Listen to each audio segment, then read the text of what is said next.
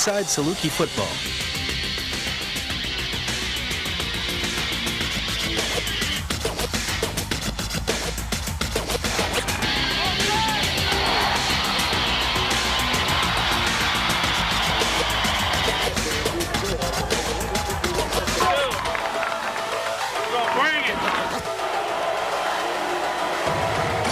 Inside Saluki Football is sponsored in part by 710 Bookstore, Verizon Wireless, Cook Portable Warehouses, and Terra Bank, Saluki Connection at the Illinois Center Mall, Southern Illinois Orthopedic Center, Saluki Central, and 17th Street Bar and Grill.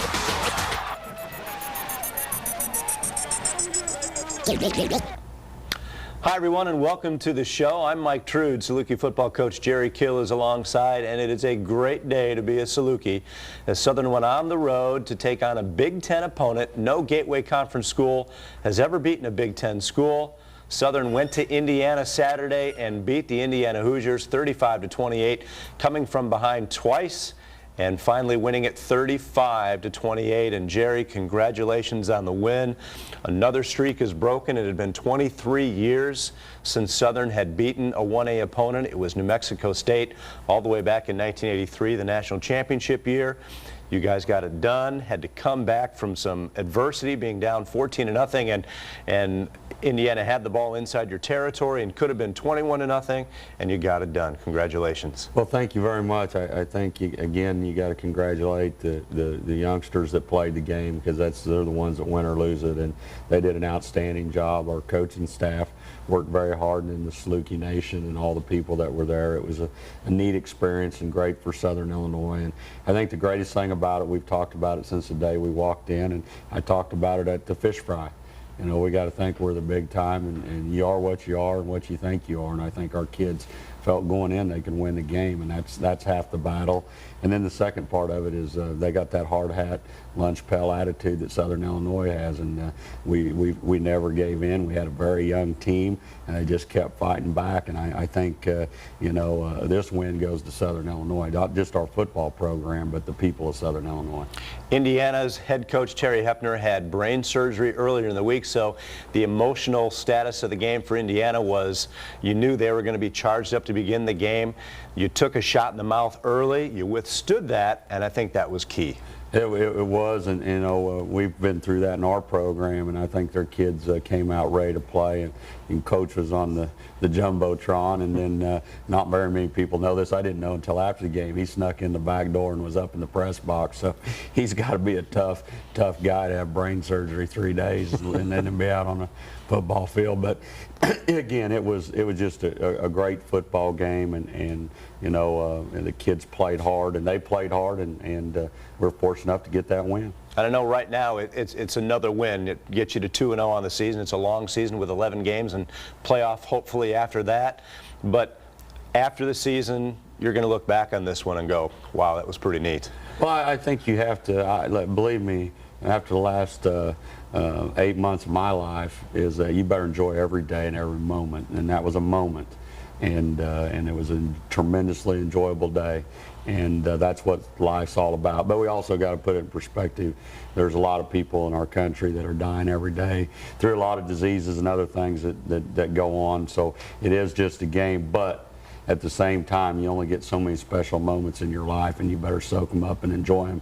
So people in Southern Illinois and our football team need to enjoy it. And then we got to go back to work on Monday, because we don't want to turn around and lay an egg the next week. Exactly. The Salukis win it over Indiana at Indiana, 35-28. Coming up on the show, highlights from the exciting football game. We've got a package put together on the game itself, and we'll check out all the Gateway scores. Everybody was in action yesterday afternoon, so we'll get to all that when we come back right after this. Welcome back to the show on the heels of the Salukis' exciting 35-28 win over Division 1A Indiana in Bloomington on Saturday. You were facing a team that had come in 2-0, defeated a couple of Mid-American Conference schools. Had to come from behind to defeat one of them, and there was a bit of a quarterback controversy between Blake Powers and Kellen, the guy who they eventually played in the ball game. Did you prepare for both, or did you think that that Kellen would be the guy that would get the nod? Well, we knew they were pretty good. One, you can't beat Western Michigan like they did, and Western Michigan beat Virginia yesterday, and so we knew they were very good and athletic. And at the quarterback position, you know, they have two very good players. One coming off an injury, he was ready to play. I think they chose to go with the youngster because of his athletic ability to get out of trouble. And, you know, I think that he gave us trouble. Game speed gave us trouble in the first quarter, but we were able to adapt to it and adjust, and we started hitting him. And I really feel like the hits he took, he didn't run near as much in the second half, and probably could have. And so you got to credit our defense. Our defense played very physical, and we kept the ball in front of us. We didn't give up the big play. You know, in the past we've given up the big play, and we didn't do that. We made them earn what they had. I mean, you take one drive out of that in the first half, and they have about 50 total yards. So, you know, you win, you got to run the football, and you got to play great defense, and we did those things, you know, on Saturday. No question. Let's go to the highlights now from Bloomington, Indiana. Great pageantry of the football game. It was your first game in 16 days, so it was almost like you were starting over. Well, I think it is. It really is. I think we're going to get better.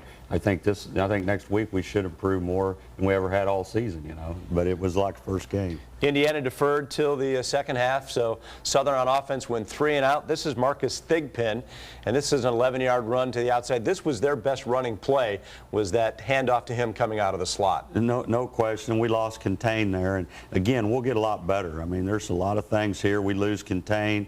We lost the edge. We lost the edge 4 or 5 different times, and that won't happen again. I know we'll get that corrected, and until somebody does it to you, you can't correct it. That was their 66-yard drive on their opening drive. This is 3rd and 3 for Nick on the second drive, and Justin went outside, Nick threw it inside, so you're forced to punt your first 2 times, 3 and out both times, and tough getting started, wasn't it? It was, and I think getting used to the game speed, not playing for 16 days had a lot to do with it. I think our kids were charged up, and you know, we overran a lot of football plays there early in the game, not broke down, not in a position to make plays, and you know, like Patrick Jordan, this was his first game of the year, so you know, we'll get better. Lewis, almost picked off by Brandon Jordan, goes right into the hands of Nick Polk for the touchdown. Yeah, we had a great opportunity. Brandon picks that up. He might go the distance. You know, he made a nice break on it. Their quarterback threaded the needle. They got the big play, and they got up on us early, but we hung in there. So it's 14-0. Here's Nick on the scramble, fumbles the ball, and they're going to get possession at the 41-yard line. And you've got to be thinking on the sidelines, you know, this is not very good. And as most teams might do, they go for the jugular on the very next play. They do. I mean, that's pretty common in college football or pro football. And, you know, the one thing I've said, we're better at corner than we've ever been. And we make a great play here. Craig Turner does a great job, doesn't give up the big play, great interception, and make great adjustment on the ball. And you got athleticism out there, you got a chance to win a lot of games. We're going to see it again on the replay, and Craig was step for step. In fact, he and Brandon all game long were step for step on the receivers. They were, and we had a good pass rush there. We made him throw it a little bit earlier than he wanted to, and you know, this is a big play in the game. People don't realize they score there, game might be over. It could have been 21-0 if they come up with that play. Instead, it's 14-0. You need a first down worse than anything in the world, and you give it to the guy who can get it done. Yep, great job here, no question, and it was a big play right there. That was the first down of the ball game for the Salukis. Now 2nd and 10. Justin Allen will take the ball, and he'll get 15 yards. Justin did a good job. We kind of wrinkled him in. We put Nick at the receiver and put him at the shotgun spot, and he did a nice job. It's a good change-up for us. First quarter ended 14-0 in favor of Indiana. The drive stalled, and Ravenesi punted to the Indiana 29. Now Indiana back on the move. Kellen Lewis will rush for no gain, and Trevor Moe big on the sideline. Yep, good pressure again. You know, Lorenzo Wims had good pressure. We got good push up the middle, and you know, I think again as the game went on, our kids gained more and more confidence throughout the game. Gray Dog cheerleaders were on hand for the football game. That helped our crowd, who was probably 400 or 500 strong in the football game. Yeah, it was great, and here we are with another zone read play and a good run by Justin Allen. Justin gets 11 there to the 25. Now 3rd and 12. Nick Hill will try to go to Jay Up the Grove. Yeah, we got the dig, and you know, those are balls we got to come up with. We should have caught that ball actually, and nice throw there by Nick. And in the second half, those balls were caught. Yeah, they were. I think we just settled down and played better. Another good job in breakups, and they had some drop balls, but I think a lot of it had to do is when they did catch it, our secondary put a hat on them pretty well. That was a 3rd and 4 play. Goes back to Southern. 2nd and 7. Nick goes to Ryan Beeler for 8, and Ryan had a couple big catches in the game. He's a great kid. He hurt a foot pretty good. We're concerned about that, but he had a great game for us and made some very, very crucial plays. 4th down and 9, you have to punt the ball back, and Ravenesi does a great job getting it down inside the 5. Great job. Great punt. Good job by our guys on the edge, keeping that ball in, and we made a couple big plays, you know, to keep them pinned in, and field position changed here, which gave us an opportunity to go get a score. They had to punt the ball back to Southern. Turner returned it to the 33-yard line, and here you go on offense, and this is a great spin move by our kid. Yes, it is. You know, he's a unique young man. He had over 100 yards, and sometimes you don't know how he does it, but he just gets it done. 3rd and 2 now from the 7-yard line, and nobody's covering JT. Yep, they got blitz on us, and Nick did a great job of getting the ball out, and JT made a great catch, got us a 1st down. Time was tight. We got up and clocked it, and then we come back with our unbounced play and a great throw and catch. That had to be a perfect throw and catch, because if that linebacker gets one more step, he's going to the house at the other end. Yep, no question about it. A great throw. You get a good perspective of how good a throw it was right there. He threw it the only place he could throw it. So it's 14-7 now in favor of the Salukis, or excuse me, in favor of Indiana, and this is their big guy. Gets down to the 2-yard line. Yep, good throw and catch. We had good pass rush there. We had good push up the middle. They just had a nice execution, and then they got their little hand sweep, and they got Craig cut on the corner and did a good job. And you know, again, we're in the 3rd quarter where we really feel like we're controlling the game and not winning it. And Marcus Thigpen there on his 2nd touchdown of the day puts them up 21-7, so they're back up 14. But here come the Salukis. 3rd and 8. Nick again to Ryan Beeler. Great throw, and this is a good run. Makes a lot of people miss, and they overrun the play. And again, a big play in a football game. 27 yards down to the Indiana 38-yard line. Good for a 1st down. 2nd down and 5. Give it to Arkey, and he'll get 11. Again, another great cut, and you know, he's just a unique individual. Good job up front. And again, we're taking some time off that clock, keeping the defense on the boundary, and getting ready to score here. 3rd and goal from the 7, and a freshman, Ryan Kearns. Nice job of sticking in the pocket. Nick looked one way, came back the other, and that's the maturity of Nick Hill right there, and great pass protection. There's the SIU crowd, 21-14. The score became after that. Nice adjustment by Ryan. Great catch. To make that catch. Freshman. 3rd and 12 now, and Lewis fumbles the football, and Lorenzo Wims, Johnny on the spot. Big play in the game right there. Big play. You know, and that's what that pressure does for you, and we had good pressure up the middle, and a big play in a football game. Lorenzo from Fort Wayne had to enjoy yesterday. Oh, I imagine he enjoyed it very much. Get on the zone read play with Justin Allen and did a nice job. Justin got 5 yards down to the Indiana 11 on 2nd and 7. Play coming up. Nick Hill will go to Alan Turner. Very good execution here. We run the little green, what we call green star, and a nice execution. Good throw in the back of the end zone, good catch, and now we're back to 21-all and back in a football game. And momentum clearly on the Saluki sideline after that touchdown to Alan Turner. 21-21 right at the end of the 3rd quarter. Start the 4th quarter. 2nd and 6. Lewis complete to Joaquin Gilmore for 15 yards. Good throw and catch. And the great thing about us scoring there, we got to kick with the wind. And that was a big part of keeping that field position. 4th and 1. They go for it, and he overthrows Thigpen on the boundary.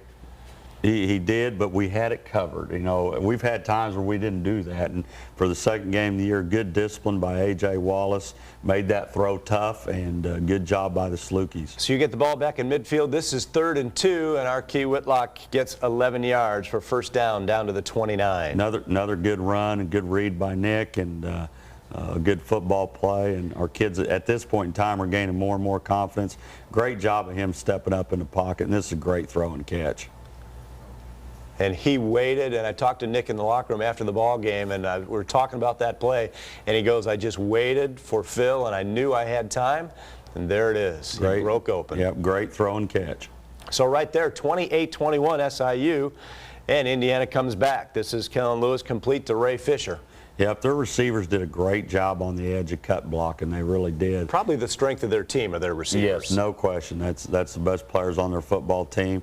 And here they get in and ran the ball, and that one was tough. I thought we had control, and then it came right back at us. So give their kids credit for getting in the zone there. That's Demetrius McCrae for the 12-yard touchdown. They tie the game 28-all. Nick goes to Justin Allen for 33 yards, an incredible catch. 3rd and 11, and I mean, that's a huge play in a football game. That was a slant route, and he was covered, adjusted, Nick adjusted, and that was just a good football play on those kids' part. And then here How comes about this guy? J.T. Wise had a career day. Well, he said he carried more yesterday than he carried in his career, so did a good job. And then this is great execution, blocking and running the football here, and big score in the game with 5:50 to go. And you know, kids came up big, great run.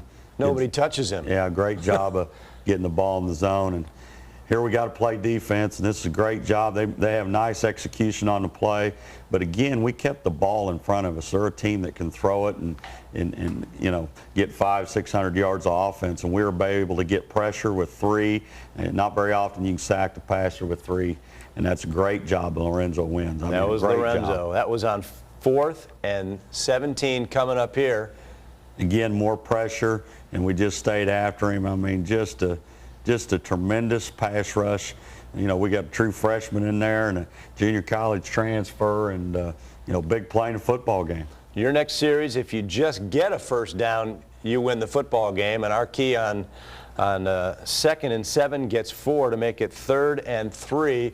You come up short, you end up on 4th and 1, and there was no other decision but to punt the ball away, and a great little pooch kick down to the 2 or 3 yard line. Great kick. This kid did a great job, and a great job by our people covering it. You know, we took the clock. It was actually about 1.5 yards or 2. If we'd been inside a yard, we may not have punted the football because we didn't want him to get the ball back. But we rolled the clock down, got the timeout, had a good execution on the kick, and then we hit him good here. You know, that guy, you know, we really physically, I think, in the secondary, we got after the receivers pretty good. That was Bailey dropping that one. Now Lewis drops back, has some time, flushed out of the pocket. And again, we're just running as hard as we can run. Great decision by number 11, Patrick Jordan there. He could have popped him, and it could have hurt us in the game. And good maturity on his part. Again, we got push, and you know, great football play, good coverage, and this is our favorite formation in football right there, baby. It's victory. And that 4th down pass went up and over, and all you had to do was take a knee. And there's some happy Salukis, the final 35-28. Here's the stats, and as you said, didn't seem like Archie got 100 yards, but he got 103 on 23 carries, and he was a workhorse. There's no question about that, and we were able to win a football game again. We didn't give up the big play on defense, and we ran the football. JT with his career day, 7 carries for 42 yards. Justin 4 for 37, and John Randall had 7 carries for 37 yards. Passing the ball, Nick Hill very efficient, 10 out of 18, 142 yards and 4 touchdowns on the day. He spread it out too to 7 different receivers. J.T. Wise caught 3 for 25, Ryan Beeler 2 for 35, Justin the big catch for 33 yards, Phil the touchdown catch for 29, Turner, the touchdown catch for 8. Ryan Kearns on page 2, the touchdown catch for 7. And Braden Jones, the touchdown catch for 1. They might not have caught a lot of passes, but they were all meaningful. There's no question. We spread it out good. We threw it what we needed to do. Nick grew more and more as a quarterback. And again, the good part of this is as we can get better, and it's a lot easier to coach them with a win than it is with a loss. But you know, a great day for those young men, and now we got to go back and get ready for the next one. Right. On the defensive side of the thing, Craig Turner led everyone with 6 tackles. He had the interception. Brandon Joran was 6, 3 guys with 5, Bruner, Wims, and Heaston, and Lorenzo had 2 sacks and the fumble recovery. So all in all, a phenomenal day for the Salukis. They win at 35-28, are now 2-0 on the season. With the loss, Indiana drops to 2-1. The show, the Salukis traveled to Pine Bluff, Arkansas, and beat the Lions 48-16 Saturday night to go 3-0 on the season. They are a 1AA football club. That's about all I knew about them. What did you and your coaching staff know about this ball team? Well, you know, they've been very strong in the past and been very, very competitive in the conference, and coaches has been there and done a great job. And Monty Coleman, who played for the Redskins, coaches there, and you know, I think they've done a heck of a job. They have a tremendous facility. You can tell there's a commitment. Their stadium is, you know, it's a nice one, and we got in the Gateway, and you know, there's a commitment there, and you know, they've got a lot of athletes, good speed. They got us mismatched a couple times, took advantage of it, and you know, a football team that I think they're fairly young right now, and they're going to get better. And you know, I came away respecting the job that their coach is doing. Their kids, they played very, very hard. All right, let's go to the highlights from Pine Bluff, Arkansas, Saturday night. You actually had a decent weather to play in until early in the fourth quarter when it started to rain. We really did. You know, I think we were just fortunate to get the game in, and the way the weather was around the country, and it worked out. Here's a nice ball to Alan Turner early in the game, and Alan had a nice game. He played very well for us. That was good for 11 yards to the Pine Bluff 48, sets up first down and 10, and Arkey will get you 10 more. We faked the zone belly, which we've been running quite a bit to JT Wise, and got Arkey on the edge, and really the first drive, it almost happened too easy, and we got in the zone, and then we just kind of throttled it down a little bit. Again, 3rd and 11, and Allen makes something out of nothing. Yes, he does. Makes a great catch and stays on the move, and a big play for us. And you're right, it almost seemed like it was too easy, and a lot of teams, well, it doesn't matter what sport, tend to relax a little bit. Yeah, you'd like to say we wouldn't, but I think we did, and you know, that's something that you know, we've got to learn for. Good defensive play here. Do you remember the last time you held a team to 13 yards rushing in a ball game? That's pretty good. It's been a while, that's for sure. Arkey again gets 19. Nice run, and you know, we fumbled the ball there late, but he was down. And Arkey continues to play well, and good blocking up front.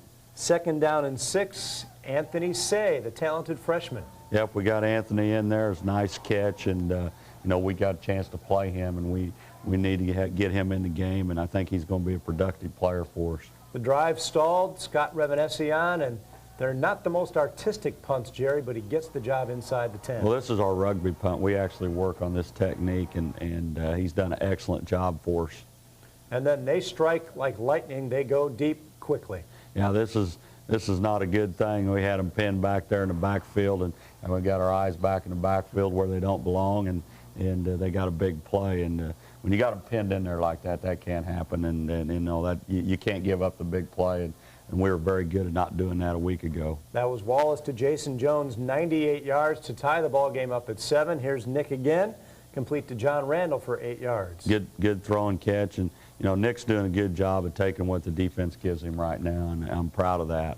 That series bogged down. Here comes Pine Bluff. This is Chris Wallace to Ryan Watley for 12 yards. They had a good set of receivers. They had good speed, and I was impressed with their quarterback. He did a nice job. The SWAC conference known for speed anyway, right? Yeah, there's no question about that. And again, good speed gets us out on the edge, and we're losing to contain. We've got to do a better job of keeping the ball inside of us. Later on the drive, it's 1st and goal from the 5, and Lorenzo Wims does what he does. Yep, Lorenzo's doing a good job. There's no question he's making a lot of big plays for us, and you know, again, his speed and athletic ability is important to us. And that saved a touchdown inside the red zone, because they had it 1st and goal at the 5, had to settle for the 20-yard field goal, and they took the lead 10-7 just moments into the 2nd quarter.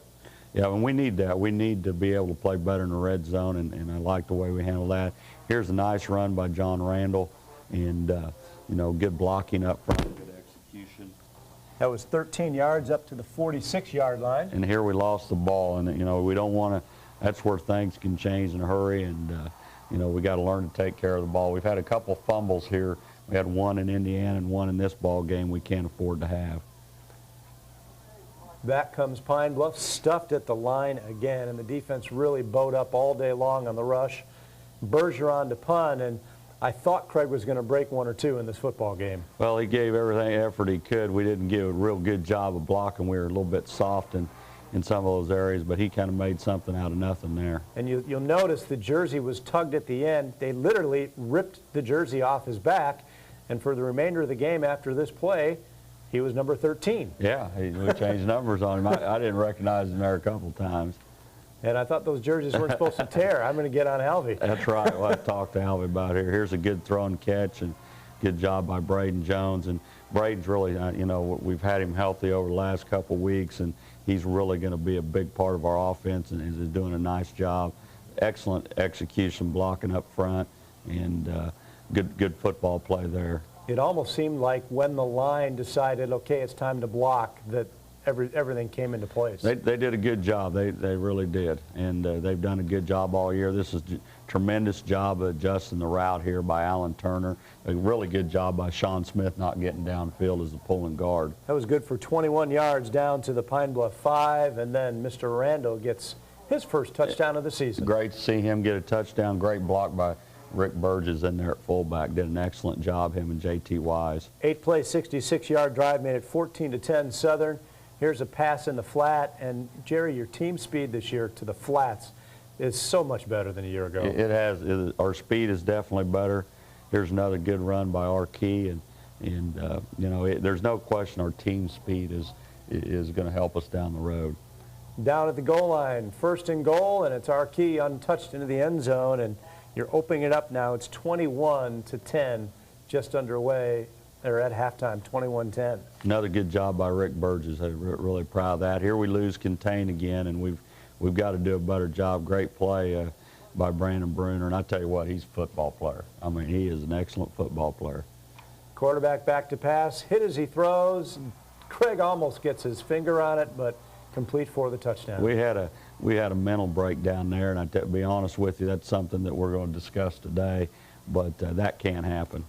And then they went for 2 and didn't make it out on the boundary, so they still trailed by 5 points, 21-16, 10:43 left in the third. Now it's Arkey's turn to make some things happen on the ground. Yeah, I thought we did a lot better job. Good patience by him up front, and offensively, I thought we started to get a little bit of rhythm here and take over the football game, certainly up front. And it's nice when you can answer touchdowns with touchdowns. Yes, it is, and great surge up front. Again, I'll give our offensive line a tremendous amount of credit here. We got into a rhythm. We were picking up what they were doing real well. Nick pulls the ball on the blitz here and gets it in the zone, and we just seemed to start executing, you know, a lot more. It's almost like we had kind of a wake-up call in the third quarter. And they were coming on the right side, and once Nick got around the 2 defenders, it was pretty well nothing but the end zone for him. Yeah, great read for him. Great read by him. 28-16 the score now. Wallace back to pass. Good pressure here. That's why you keep coming, and you know, there's nothing better than quarterback pressure on somebody, and we did an excellent job for the most part keeping pressure on him. Good play action, great block by Arkey. And Phil coming back. Oh, great job. Great job. Really nice throw, allowing him to come back and get the ball, and Arkey can do so many things. Here's Nick on the naked now. Good job by him. Great block by J.T. Wise. I mean, you can say it all the time. J.T. Wise is a football player. No question about that. That made it 35-16, and there was not a huge crowd there, but what was there, they started to leave at this point, making it 35-16. 3rd and 20 from the 11-yard line, and great pressure in the end zone. Great job, and we get a touchdown here, and you know, it's a great thing. Great thing. Good execution. We had a lot of young guys in there at that time. Lineman's dream. Devin Reese with the touchdown. Yeah, and Devin's such a good kid. I mean, he plays hard all the time. Really pleased with his effort. He's going to be a great football player because of his attitude. Again, another sack. Micah King on the sack that time, and then Micah comes right back on about 3 plays later and will force a fumble. Yep. Mike is, again, he's a youngster that's going to continue to get better and better and better. Whitley Leonard's in on that play. You know, Lorenzo. Again, that group is very youthful, and they'll get better. They just got to learn to play with intensity all the time. 4th quarter now, and Craig Coffin will edge ever so closer to Tommy Koutsos to being the all-time point scorer for the Salukis. He will nail 2 field goals here in the 4th quarter and come within 6 points, and he has a great chance to break it next week at the game with the game against Indiana State. Yeah, he did a great job. You know, you don't want to kick field goals all the time, but it was good. We got to use some second-team snapper, and we did some good things. Again, here's a chance we have a chance to get that sack a lot sooner if we contain, but that's tremendous pursuit by Lorenzo. Bergeron back to punt, and he nails his best one of the night for 43 yards, but Craig Turner turns it right back into the Salukis' favor. Yeah, he's an excellent punter. He really is. And, you know, Craig is what he is. He's a tremendous return guy and tremendous football player. And you know, he gets better as the year, you know, he hadn't played a lot of corners, so he's going to get nothing but better. There's Najee. Yeah, there's a young man I was glad to see get in the game. Arkee's over pulling on my shirt, get that guy in the game, coach, and he's going to be a very productive back in our future. Then Craig nails the 27-yard field goal. That made it a 48-16 score. 8 minutes left in the ball game. Bergeron again back to punt. This time Larry Taylor back, and Larry muffs it. No, it's actually Rennell Thomas. Excuse me, Rennell It was Rennell muffed it, and I know he feels bad about that. And young guy's got to get better, and he will. And then we do a great job down here in the goal line with a bunch of youthful guys, and that was exciting. Devon's there on good pursuit, and we kept them out of the end zone, which is something we wanted to improve on is the red zone defense. Doesn't matter who's playing. Again, we got good pressure again and kept coming at him. That's James Cloud, another young guy that's going to be a good player. And that was the last play of the ball game. The Salukis win it 48-16. Let's go to the stats of the football game, and Arkee was Arkee. 22 attempts, 140 yards, a touchdown, better than 6 yards per carry for Mr. Whitlock, and he just keeps rumbling along. He's a great football player, great blocker, great team leader. You know, he's what the game's all about. I'd take 1,000 of them like that. John Randall had 34 yards in the touchdown. Nick with a couple of rushing touchdowns, and Najee had 5 carries for 23 yards. Passing the ball, Nick was 9 out of 14 for 155 yards and 1 touchdown. John Cairns got to come in late, was 0 for 2 in the football game. Receiving, Alan Turner had 3 catches for a touchdown, 71 yards. Phil Goforth, 2 for 32. Jones, Braden, 2 for 29, and Anthony Say, the freshman, 1 catch for 15 yards. And on the defensive side of the statistics, Micah King led the way with 7 tackles, 1 for a loss, had the forced fumble in there. Brandon Jordan and Patrick Jordan both had 6 tackles. Trevor Moe and Brandon Bruner each had 5 tackles. Trevor Moe had the fumble recovery. And then Lorenzo Wims and A.J. Wallace each with 5 tackles, and Lorenzo had 2 sacks long. So all in all, a pretty good effort by the Saluki football team offensively. It took a little bit of a while to get going, and I guess same for the defense, but once you got it clicking, it was pretty nice. You know, I think once we got into a rhythm, and part of that was due to, you know, we had some situations on the sideline, our headsets went down, and we had some, it's difficult to substitute in what we do, but I guess we're getting better at it. We dealt with it pretty good. If you called the whole game in the second half. We dealt with it pretty good, but, you know, it's one of those things where, you know, we got to be careful not get spoiled. You know, we had 3 times, I think it was, that we didn't score, and that's pretty good, but then, you know, we're not happy about that either. We want to score every time, so I think our goals and expectations are very high right now, which they should be. And I think our young players got to keep things in perspective a little bit. I worried about how we'd come off the Indiana win, and we certainly didn't want to lose. And I was concerned in the first quarter, but then as the game went on, I thought we got back into where we needed to be. But when you have a young team, anything can happen. So we really have to stay on them and make sure they concentrate and get ready each week. All right, 48-16 was the final score. Coming up next, those of you who remember Justin Kramer, a fine offensive lineman for the Salukis, he's now in the coaching field, and we'll get a package on Justin and get to the gateway scores when we come back after this. Welcome back to the show. The Salukis took on Indiana State, a team coming in had gone winless for the last 2 seasons. And Jerry, you are scared to death of a team like this because at some point they're going to break out of it and have a great game. You just don't want it to be against you. Well, we've been one of those teams. You know, we start off, I talked to Lou before the game, and we shared things that happened in our early regime. And, you know, we were 1-10 the first year, and then, we were fortunate to get a couple the next year to kind of get us going and got us to 4-7, but been there. And you know, told him he just got to stay the course, and you know, they're offensively they're good enough to knock somebody off, and they'll knock somebody off. You just don't know who it's going to be or what, and we certainly didn't want it to be us, but it's not an easy job. It's a tough job. Lose a good man, and he's talked to Coach Novak just like I did, and you just got to stay the course and believe in what you're doing, and hopefully sooner or later you get it going. And you know, I think he's doing the best he can do with what he has. Exactly. Well, the Salukis had it going last night as we go to the highlights from McAndrew Stadium. And again, we talked about the crowd. And Jerry, better than 13,000 people at the football game. And it wasn't homecoming. It was family weekend, and they are responding. There's no question about that, and I think it's great. And you know, our kids, again, play better when we're on the big stage. I think most kids do.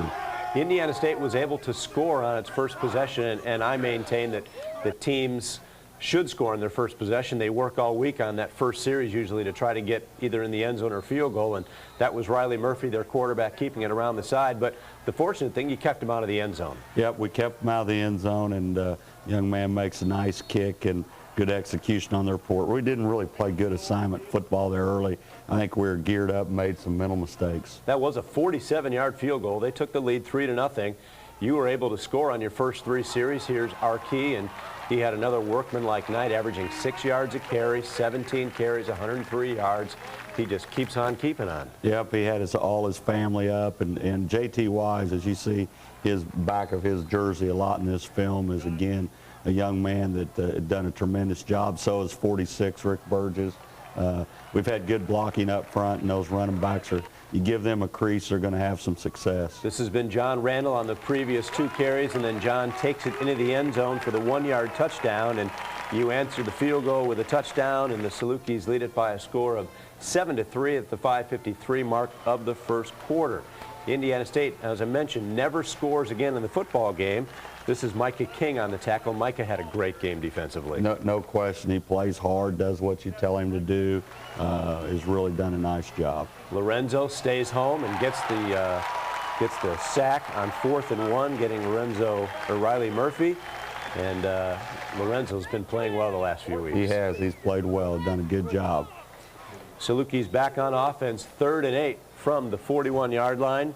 Nick will go to Arkey, just right out in a little flat area. Good job, and we've wanted to do more and more of this with Arkey.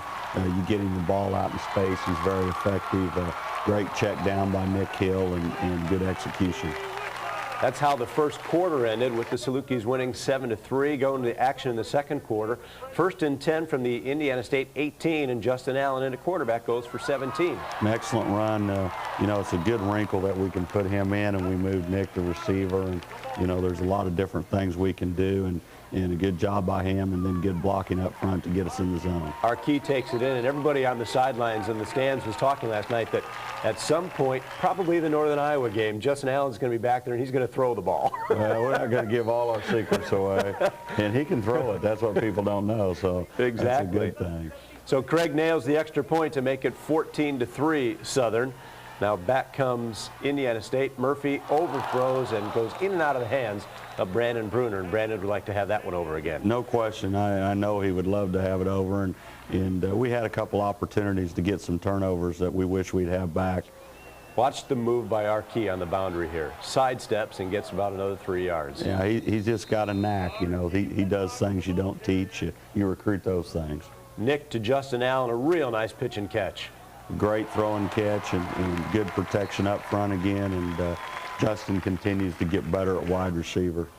Now a 2nd and 8, a rollout option, and Braden with a one-handed grab. Great catch. I mean, a great catch. Great job on his part. Great execution.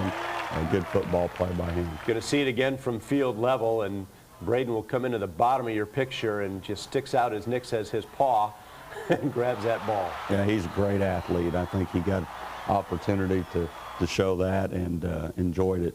The drive stalls.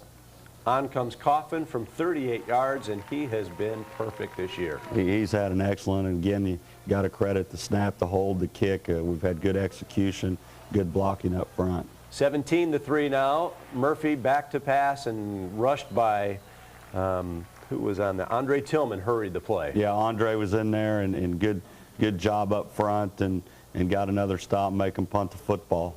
Johansson with a 35-yard punt to Craig. I thought he was going to get to the edge, but a nice tackle there by John Goodrich. Excellent job on their part, but again, we start on the short field. Anytime you start on the short field, you got a chance to do some good things.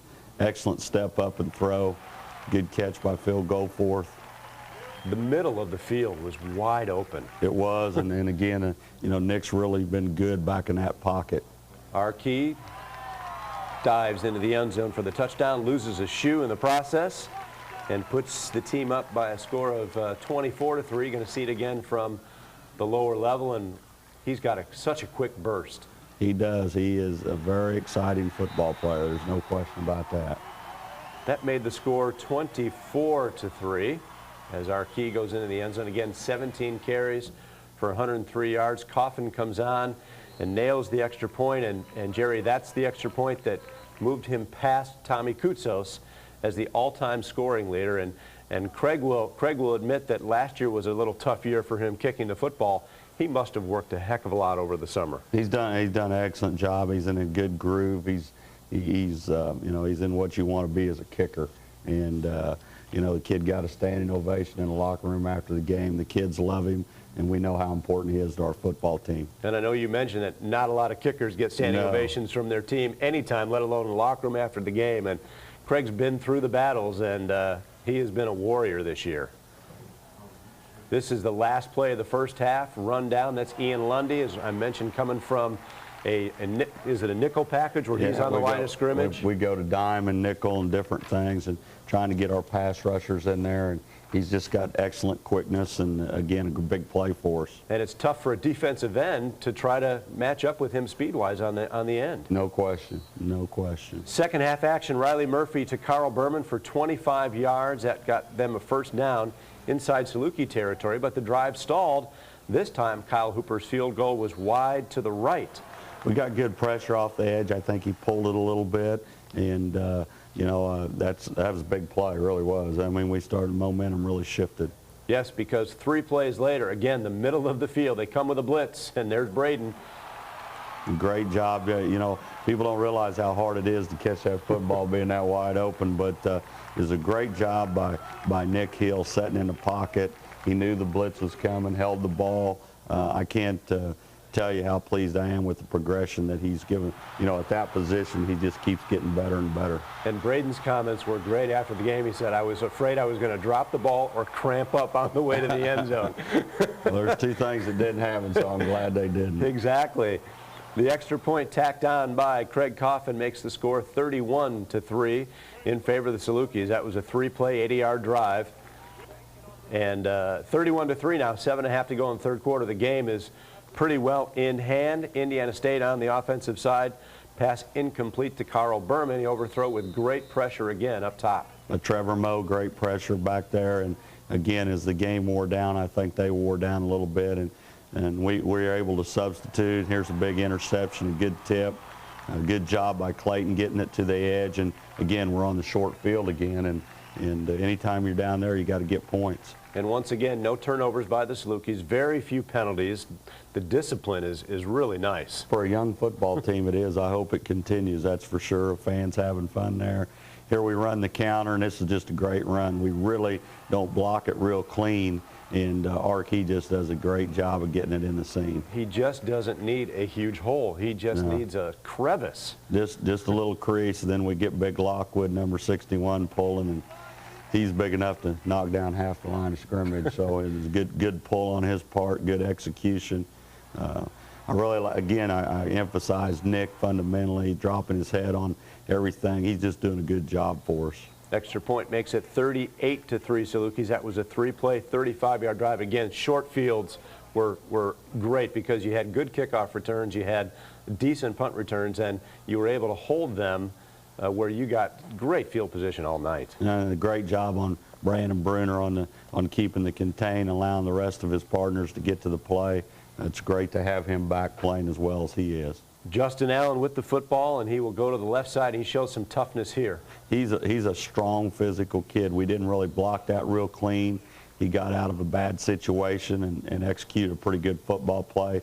Here Nick looks, here's the maturity, pulls it down, and then good block by John Randall and excellent speed and another good job by Justin Allen. You know, so the good thing about Nick, he's playing very smart football right now, taking what the defense gives him and hung in the pocket as long as he could, then pulled it down and got in the end zone with it. And don't forget, Justin Allen came to Southern as a quarterback, so he's had to learn a position plus how to block. Yeah. Quarterbacks usually don't block a lot. No, they don't, and he's learned a lot, and I'm just happy, you know, the way he's playing and the production he's given our football team. 45-3 with 1:13 to go in the third quarter. Defense again, shuttle pass, nothing doing there as Andy Great Jones job on the tackle. Well, that's Chris Arthur's a true freshman. Oh, you're right. Yeah, great old Chris. My mistake. Yeah, Chris got in there and done a good job, and he's going to be a very good football player. We got Justin Allen again, another strong physical run, and I was very glad to see that because we didn't really block that real clean. An excellent run.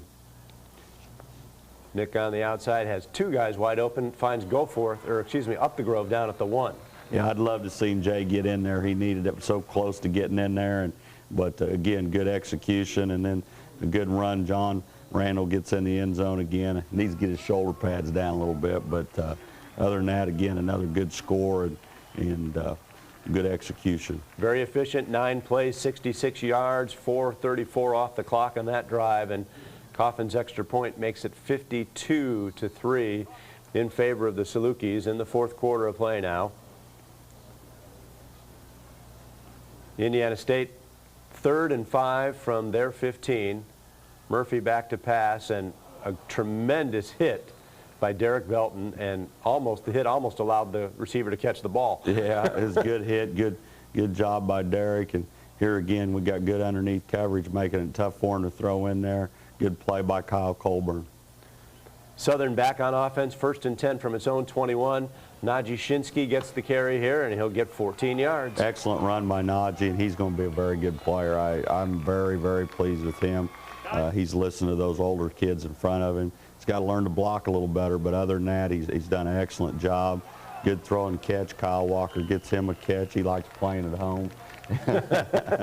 and he stayed in bounds. Yeah, he could have easily just taken a step out, and the drive stalled, and Coffin comes on and hits a 43-yard field goal, and that field goal put him past Ronnie Miller on the all-time field goal list for the Salukis. So the more games you play, the more points you score. It's good for Craig Coffin. Yeah, he had an excellent evening, and good hit here also. Great job by our young freshman. Marty Rogers there on the coverage, and then the final play of the football game.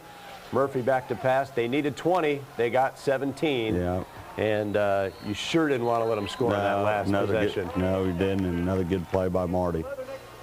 So the Salukis win it 55-3, and all in all, statistically speaking, you ran all over the place, over 500 total yards of offense, and you knew Indiana State was going to get their yards, but the defense never let them in the end zone. Yeah, defense did a good job, and overall a very good team win. I'm sure we'll look at the film, and there'll be a lot of things that we can get better at, and but again, anytime you could win and you start off with a young team that's 4-0, they're going to gain more and more confidence. It's a lot easier to teach them when they're winning, and they listen a lot better. So hopefully they'll continue to listen, and we'll continue to get better, because it's not going to get any easier, because Western Illinois is coming to town and really had Western Kentucky on the ropes and should have beat them. So they're a whole different team. They're more like Western Illinois has always been. So from here on out, it's just hold your breath and play every weekend. No question. 55-3 was the final score. Southern beats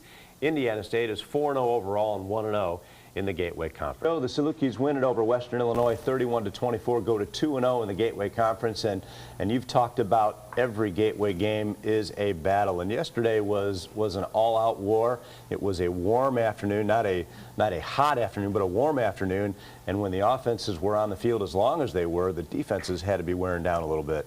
There's no question about that. I think that it was the battle of trying to survive and things of that nature, and both teams were physically running. It was a physical game. Western Illinois looked like they used to 3 or 4 years ago, big and physical. So we knew that going in, and again, we're gonna have to win as a team. You heard Tuberville talk about it in Auburn. If anybody watched the ESPN last night about how they didn't play as a team, and they're not talented enough not to play as a team. And I think that's the way everybody is. You got to play as a team, and right now we're playing good team football. All right, let's go to the highlights from McAndrew Stadium yesterday afternoon.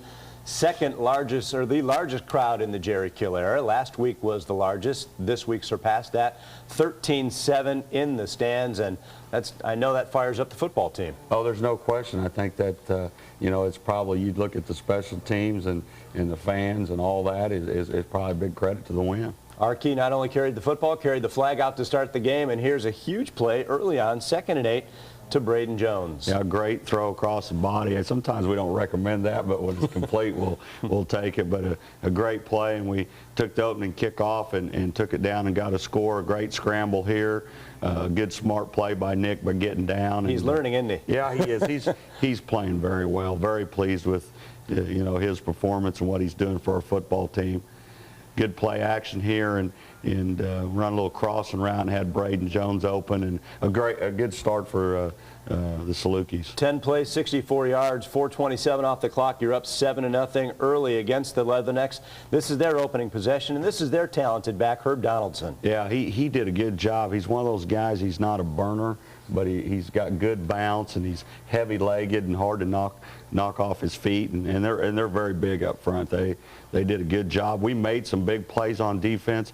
Both head coaches are going to be talking about 3rd and long with their defense. No question. Because of the 3rd down conversion. But we hold them to a field goal here, which was big as the game goes on. Really huge, 7-3, and look, that's how long the first 2 series lasted. Well, yeah, Each team had the ball one time in the first quarter, basically. Here's Nick with a shot over the middle again to Braden, and look how difficult it is to bring that boy down. Yeah, great job, good throw and catch. And the college football rules with the clocks changed the game. There's no question about that.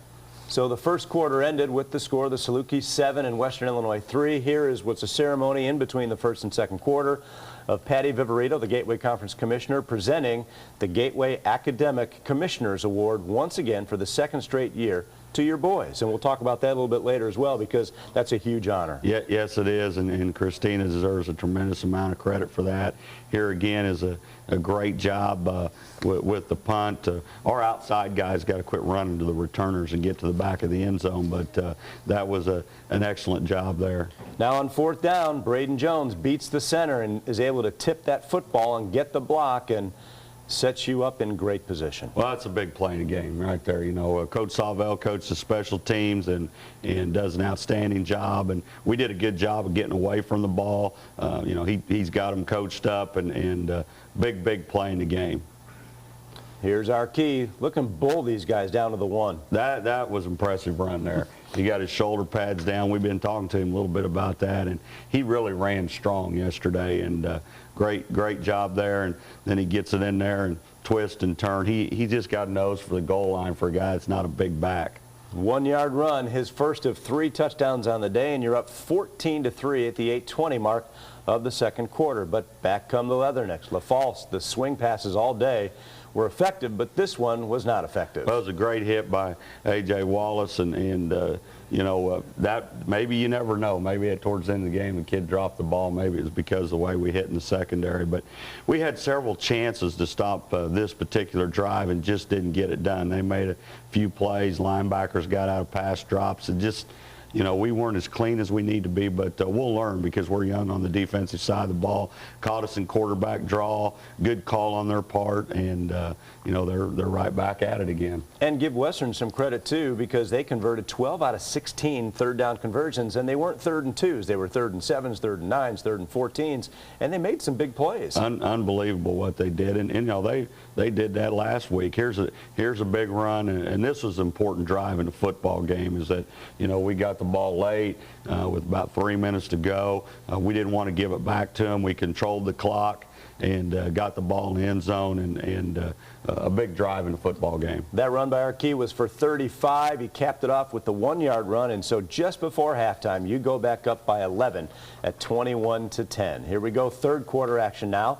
LaFalce sacked on the play. Excellent pressure and big play by the defense and good solid work. And again, you look out there, we're playing true freshmen and redshirt freshmen. Good to see. Disappointing thing, we got the ball back and didn't get anything done. That's correct.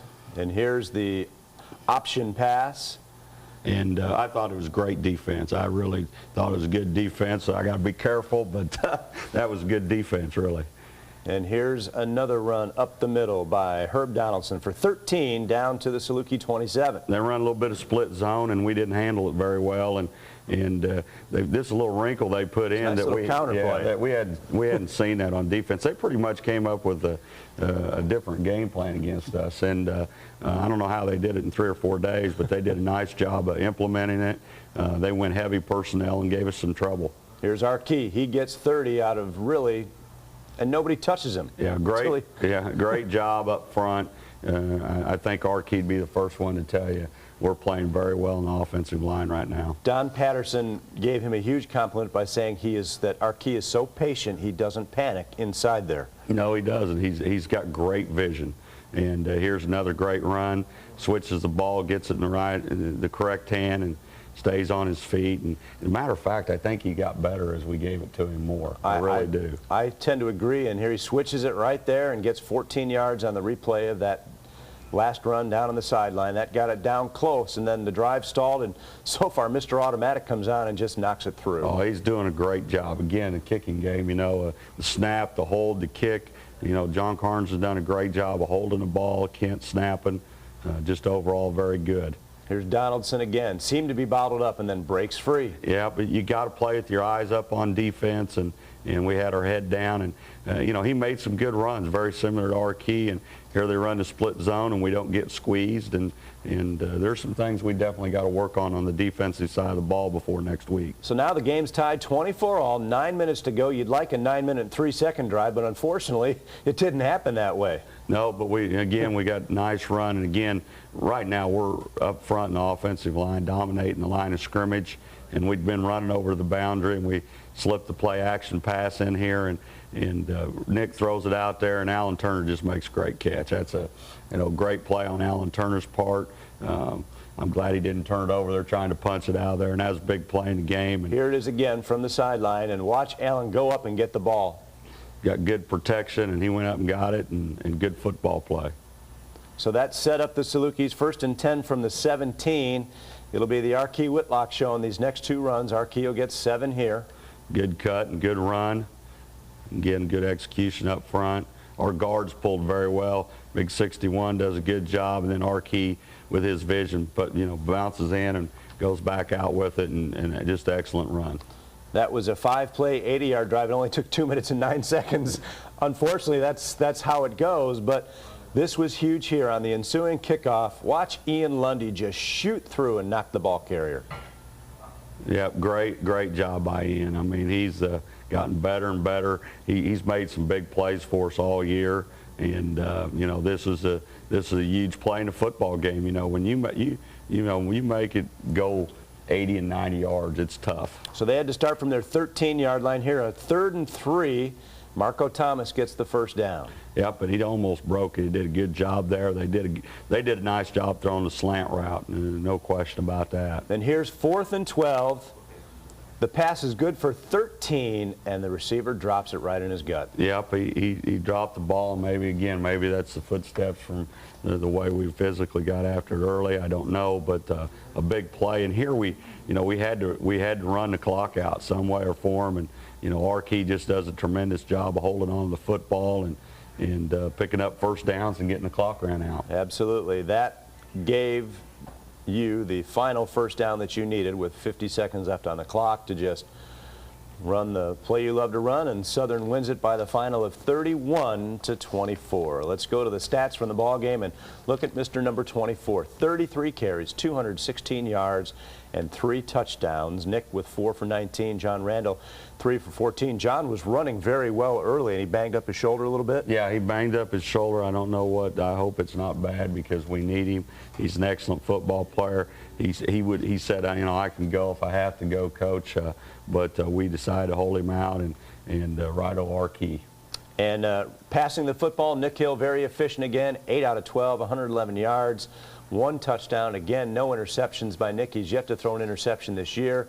He's been oh so good with the football. He has, and it's tough right now because in college football, you're not getting near the possessions. You know, we're down 12, 13 plays a game right now. Yep. So it's tough. Braden had 55 yards in receptions. Alan Turner, the 1 huge catch for 47. Allen, 2 for 7 yards. Defensively, Brandon Jordan led the way with 12 tackles. Chauncey Mixon had 10 with a sack. Jordan Patrick with 9 tackles and half a sack. Marlon with 8 tackles, and Lorenzo got a sack along with 7 tackles. So overall in all, a wonderful performance by your ball club to go to 2-0 in the conference. You're right where you want to be. You're 5-0 overall, and as you keep mentioning, this is not a veteran ball club. This is a team that seems to get better each and every game. But we were picked 4th in our conference, and that was rightfully so. I mean, we're one of the younger teams in the league right now, and that's a good thing. And certainly when you're 5-0 right now, I think our kids have gained some confidence. Certainly the Indiana game helped that. You know, we're getting some good play out of a lot of people, and we just got to, you know, continue to get better. And I think our team will get better. You know, certainly, you know, as the year goes on, and if we can stay injury-free, that's the thing that concerns you. You know, you start getting beat up this time of year. I think Missouri State, you mentioned, it's lost 2 quarterbacks, and you just can't do that. All right, Southern wins at 31-24. Welcome back to the show. The Salukis traveled to Springfield, Missouri to take on the Missouri State Bears Saturday afternoon and won the game 27-17.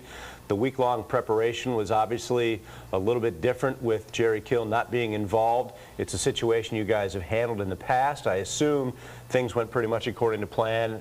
Although you would love to have Jerry there, you'd done it before. Well, unfortunately, like you said, we have done this before, so we knew what the script needed to be. We knew what needed to be done. Players did a great job of keeping their focus throughout the week, and we coaches, Coach Kill's great about making us the head coach of our position independently, and because of that, we all knew what needed to be done, and we came together and worked together as he would have wanted us to, and it helps us all, having been together for so long as coaches. We kind of have a feel for each other as to what needs to be done and what we need to focus on. Missouri State had only 1 win coming into the football game, hadn't won a game in the Gateway Conference, playing a redshirt freshman quarterback. So I imagine you wanted to try to put as much pressure on him from a defensive side of things, and then offensively probably mix it up a little bit more than you had the past couple of games. Let Nick get some throws underneath him and maybe not wait until the middle of the first quarter, the end of the first quarter, to get him rolling. So I thought, you know, offensively pretty balanced yesterday. That was our goal. We knew we had been working our key quite a bit and sometimes put Nick in some bad spots the last couple games. Nobody's real good at a lot of 3rd and 10s, 3rd and 12s, and we knew that. We wanted to get him situations where we're trying to throw when they think we're going to run, and run when they think we're going to throw. And I think Nick got into a rhythm early and felt real good about things. And then on the other side of the ball, like you said, our defense wanted to make sure that their young guy didn't get comfortable and wanted to make him get on the move and make some decisions he didn't really want to make. And I think both those game plans, both those plans of attack worked out pretty well. All right, let's go to the highlights from Missouri State yesterday afternoon from Springfield, Missouri. Our key has been obviously the focal point of a lot of teams' defenses the last few games, and they've pretty much said we're going to try to stop him and make Nick Hill beat us in the air. And this is Missouri State with the football right away. Tyler Horner complete to Chris Geist for 8 yards, and they went right down the field on the opening possession. Yeah, I think defensively we felt as though that they were going to try and establish the run, help out that young quarterback, and they really came out and kind of like what we did. They crossed up our defense a little bit. So the drive stalled inside the 10, though. Nathan Stokes had to come on, kick a 27-yard field goal, and the Bears took the lead at the 10:46 mark. Your opening possession was pretty much a disaster. JT, you gained a total of 6 yards and then lost 6 yards on the sack to Nick. and we had to go right back to Missouri State. But both defenses played well early in this football game. Here's Tyler Horner sacked for a loss by Micah King and Andre Tillman. Our defensive line did a great job of pressuring them, and when you can get pressure with your front four, it makes everything a lot easier defensively. Here's Horner, or rather Archie Whitlock, first meaningful carry of the game for 11 yards, good for a first down. Well, we wanted to get into some one-back stuff and spread them out a little bit. We didn't want to be too predictable early in the ball game. Archie on the right side for 16, and a great block by JT to get him to the outside. Yeah, when we go two backs, we know we got the best fullback in the conference. That's a nice luxury to have. Braden Jones, you used him a lot in the slot or a wide formation to take advantage of some speed on some linebackers, huh? Exactly, and no one really ever pays much attention to tight ends in our conference, and that's a great advantage for us because it's such a mismatch when they do put somebody on a guy like Braden. Craig Coffin not of the game with his 22-yarder. It's 3-3, and then Clayton Johnson with a big play on 2nd and 10 made it 3rd and 13 and forced them to punt the football back. Great instinctual play by Clayton getting up there on the bubble screen. This was a misfortunate. John Randall really never got a handle of the football, and Sid Rohn picked it up, and just like that, you're down 10-3. It could have been a huge play in the game. Absolutely. You know, their defense is they run to the football. They're athletic. They've kept their team in a lot of games, and fortunately for us, we had a veteran group that didn't let it get them too far down. The next possession, that was 3rd and 6. Archie lost a yard. It goes back to Missouri State. Horner's going to be sacked on this particular play.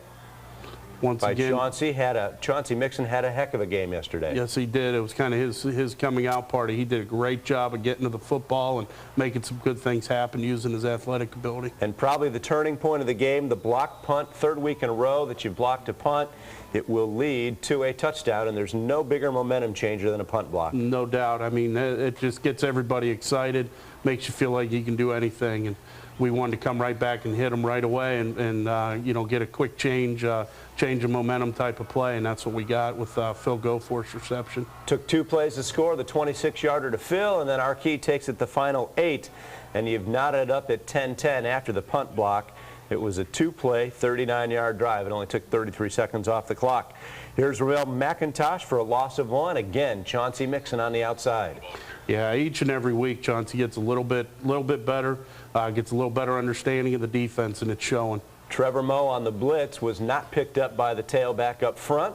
That caused them to punt the football back again, and the Salukis got the ball back on offense. Yeah, great pressure by the defense, and that just causes such problems offensively.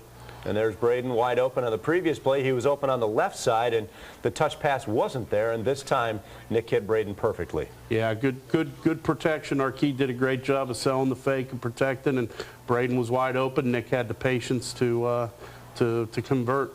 Big hit by Lorenzo Wims. We'll see it again from the sideline as Horner fumbles the snap a little bit, and then Lorenzo pounces on him. Yeah, that's a great hustle play there from the backside.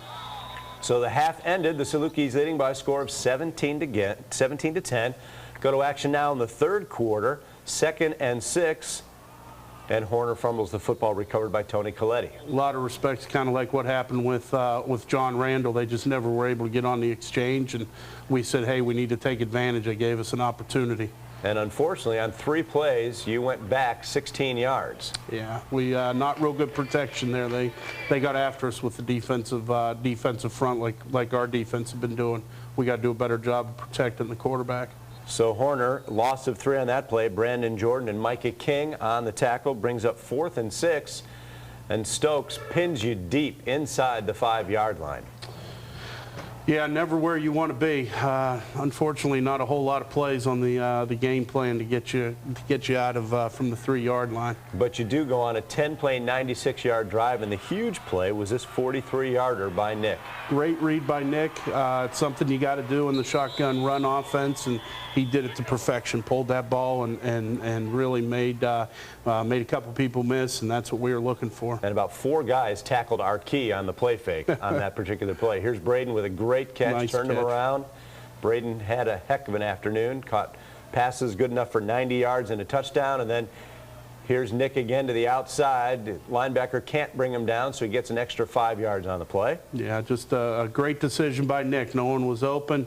it's a naked bootleg. He has the option to run, and he took advantage of that. Now watch the block by JTY, sealing his man in to let our key go out. There.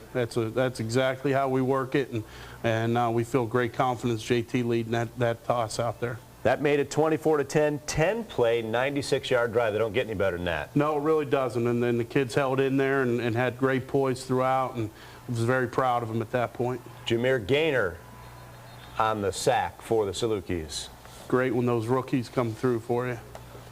Head down to the fourth quarter play. Horner will go to Chris Geis. This is a 4th and 10, and they only get 9, so they turn the ball over on downs at the 32-yard line. Another big play. Oh, our defense came up time and time again when they had to. It was fun to watch from that side of the ball. We talk about the tight end being just ignored in the gateway, and it is. It's an ignored position on the offensive side a lot of the times. And their tight end, Payne Hall, had a lot of catches as well. This is another rookie right here, Rick Burgess on the naked, and he does a great job. And when you have someone who can fill in for our JT like that, you're very, very excited about the future. And Mr. Perfect comes on. Craig Coffin, 31-yard field goal, makes it 27-10. He's perfect on the year in field goals and point after touchdowns. Yeah, he just, it's automatic when he goes out there. It's a great feeling to have. There's that big tight end, Payne Hall, good for 18 yards. They settle for a field goal try, and doink, off the right upright. Huge play because that could have made it a one-possession game. Yeah, we felt good about getting the field goal on our end to make it a 3-score game, and that could have brought it right back down to a 2-score ball game there. That's to Mark McIlvain, good for 10 yards. Then he'll go to Eric Davis for 16 on the slant, gets it inside the 15-yard line. Then on 1st and goal from the 1, Horner will quarterback sneak. I'm not so sure he got in, but they gave him credit. Yeah, we didn't think they got in from up top, but we're a little bit biased. But you know, it was a good surge by our defense, and just couldn't quite keep them out of there. And that's all she wrote. The Salukis hold on to win it. You got some first downs to run out the clock. You win it 27-17. Here's the stats. Our key: 20 carries for 84 yards and 2 touchdowns. Nick 13 for 57. John had 10 carries for 28, and again, a nice job by the Missouri State defense to bottle up our key a little bit. If you were to look at their scores, the people they've played, no one's run them off the field, and that's the thing we noticed was 17 points to Western Kentucky. Illinois State, I think, scored 27 against them. So they really are well coached and run to the football. We knew we were going to have our hands full, and our big thing was take what they give you and try and keep them off balance. I think LaRon Moore from Western Kentucky is the only back to get 100 yards against the Bears this year. I believe so, and they really struggled for him to get 100 after when we watched the film and broke them down. We knew we had our hands full. They good athletic defensive ends. You saw in the 1 sack you showed on the highlights. Went up against Darren Marquez, who's an outstanding pass protector, and they beat him around the bend. And we knew it was going to be a struggle, and we're just happy that the kids were able to go out there and make plays when they needed to, especially Nick and Archie and Braden Jones, those guys. Passing the football, Nick was very efficient. As we look at the stats again, Nick for the day was 15 out of 19. He was 7 out of 8 in the first half, had 165 yards and a touchdown. He spread the ball around, although Braden was the top receiver. Braden Jones, 7 catches for 90 yards and a touchdown.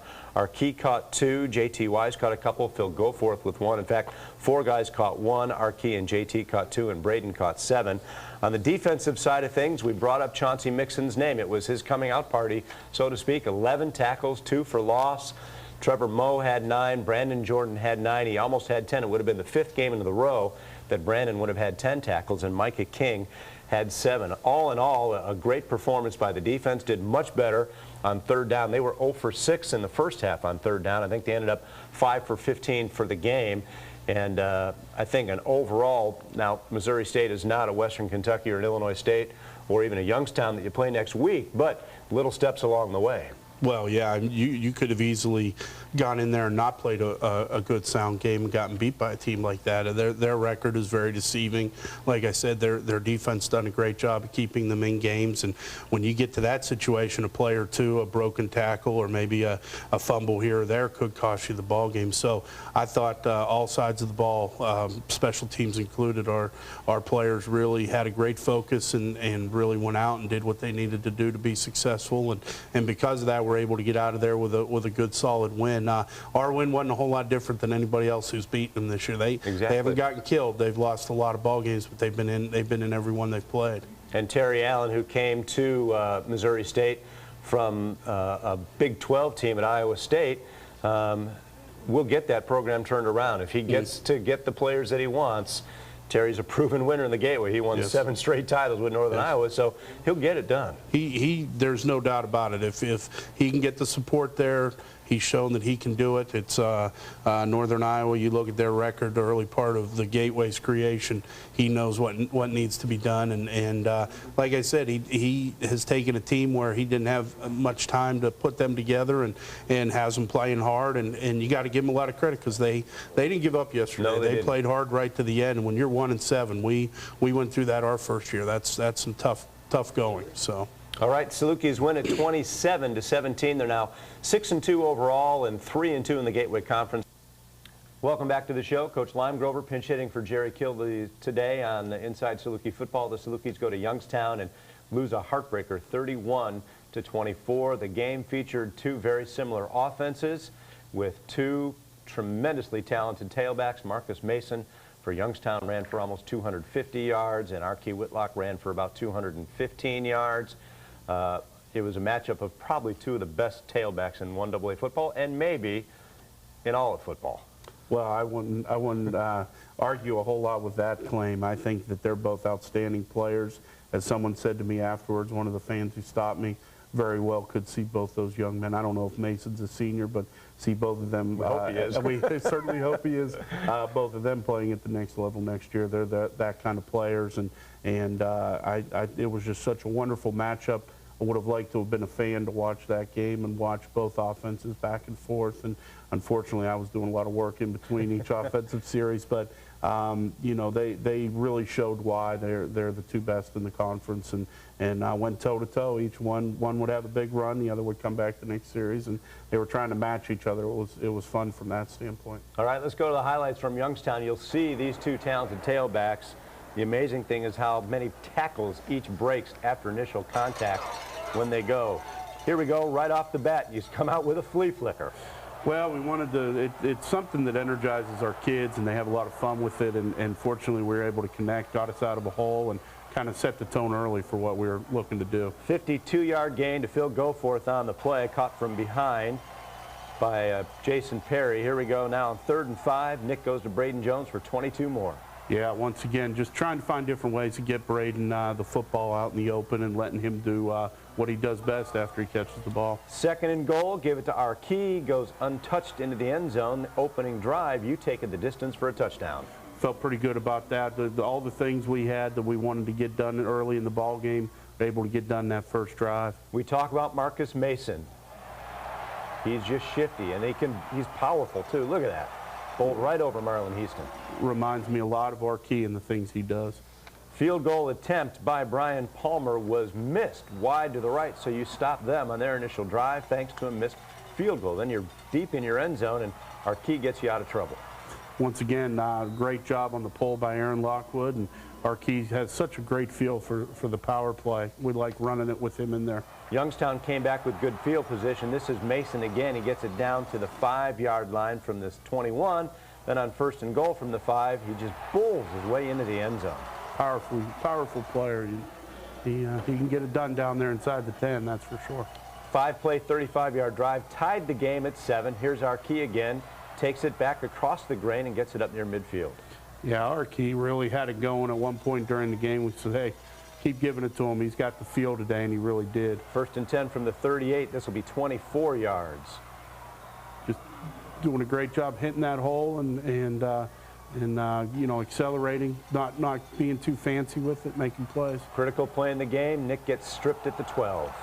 Yeah, Nick's still learning. He's trying to make plays. He needs to, when he decides to run off the scramble, he's got to put that thing away.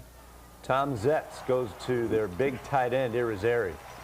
Very that was good T.J. player. Peterson, rather. That was T.J. Peterson. Here's Mason again. Breaks the tackle on Trevor Moe and then gets to the open field. He just looked like a bowling ball out there knocking through white jerseys. Here comes Chauncey Mixon getting Tom Zetz for a sack. Chauncey's come on each and every week. He's one of those real young players that's learning, and he's getting better and better. The drive stalled there, and on to the attempted 30-yard field goal was Palmer. He hit it, so Youngstown now in the lead, 10-7. Here's a little crossing pattern to Justin Allen. Yeah, once again, that was something we did a few things to try and get Justin Allen back involved in the offense and getting some crossing routes to him to use his speed. Crossing patterns against Youngstown seem to work very well the last few years. Yeah, that's we keep waiting for them to cover them, and they haven't yet, so we keep running them. Here's our key again, untouched in the end zone with that high backfield.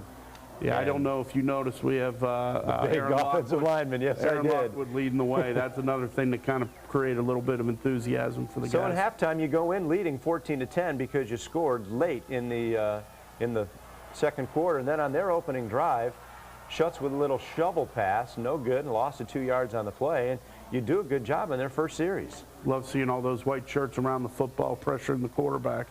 Here's Zetz again wanting to pass it. There's nothing there. Good coverage downfield, and he's hit for a loss. They had to punt it back to you. So you get it at the 43-yard line. Great field position, and you go right to the big guy. Our key goes for 16.